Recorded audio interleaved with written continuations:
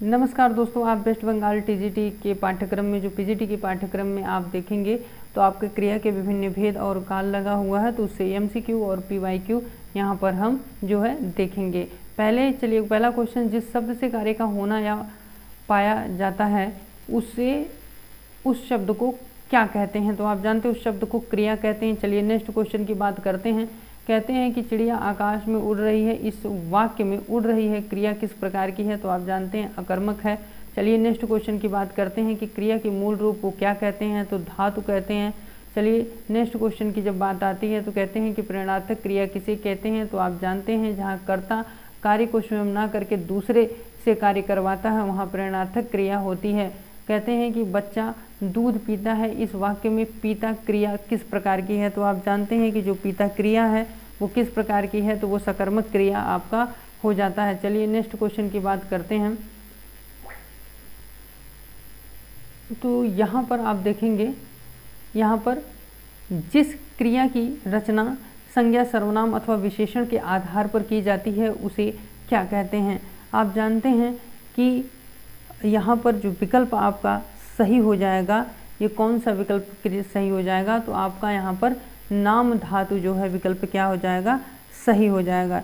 चलिए next question की बात करते हैं। कहते हैं कि दादाजी अब चल फिर सकते हैं। इस वाक्य में कौन सी क्रिया है, कौन सी क्रिया है। तो आप जानते हैं इस वाक्य में जो क्रिया है वो कौन सी क्रिया है।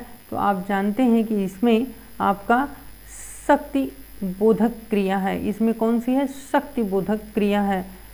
तो आप जानते हैं कि इसके बाद जो है हम 8वां क्वेश्चन यहाँ पर देखेंगे।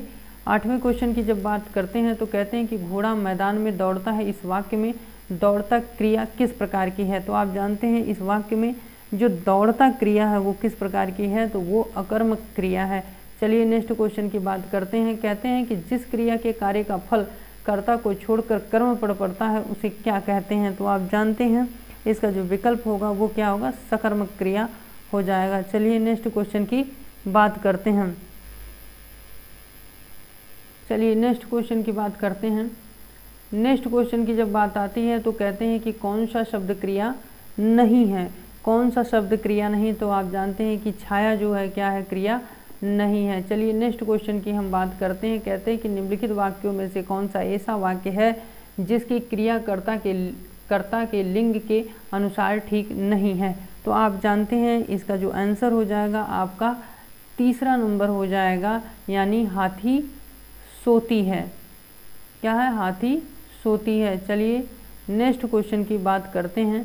कहते हैं मुझे एक सोने की घड़ी चाहिए। इस वाक्य में कौन सी क्रिया है। मुझे एक सोने की घड़ी चाहिए, इस वाक्य में कौन सी क्रिया है। तो आप जानते हैं इच्छा बोधक क्रिया है।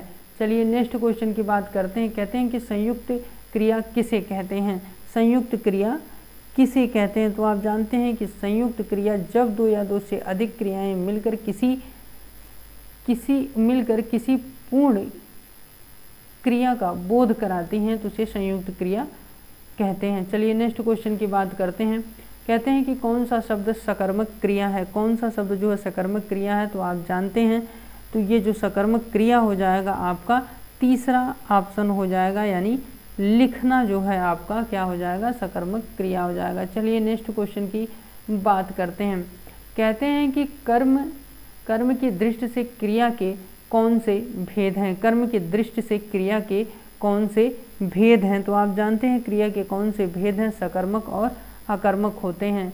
चलिए नेक्स्ट क्वेश्चन की बात करते हैं। कहते हैं कि दीपू अब सुधरने लगा है। इस वाक्य में कौन सी क्रिया है। दीपू अब सुधरने लगा है, इस वाक्य में कौन सी क्रिया है। तो आरंभ बोधक हो जाएगा। चलिए नेक्स्ट क्वेश्चन की बात करते हैं।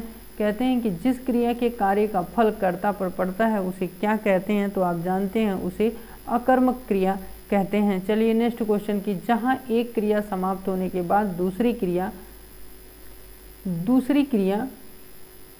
पहली क्रिया को क्या कहते हैं। दूसरी क्रिया हो तो पहली क्रिया को क्या कहते हैं। तो आप यहाँ पर जानते हैं कि यहाँ पर पूर्वकालिक क्रिया हो जाएगा। चलिए नेक्स्ट क्वेश्चन की बात करते हैं। कहते हैं मुझे हर रोज़ शहर जाना पड़ता है। इस वाक्य में कौन सी क्रिया है। इस वाक्य में कौन सी क्रिया है। तो आप जानते हैं इस वाक्य में परतंत्र बोधक जो है परतंत्रता बोधक है। चलिए नेक्स्ट क्वेश्चन की बात करते हैं। कहते हैं कि सुमन खेलना चाहती थी, इस वाक्य में कौन सी क्रिया है?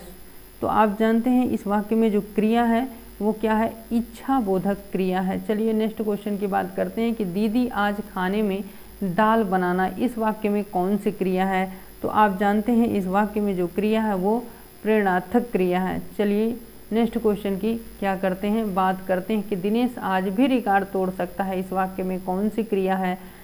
तो आप जानते हैं इस वाक्य में जो क्रिया है वो कौन सी है? शक्ति बोधक क्रिया है। चलिए नेक्स्ट क्वेश्चन की क्या करते हैं, बात करते हैं। कहते हैं कि निम्नलिखित में से द्वितीय प्रेरणार्थक क्रिया किस वाक्य में है? द्वितीय प्रेरणार्थक क्रिया किस वाक्य में है?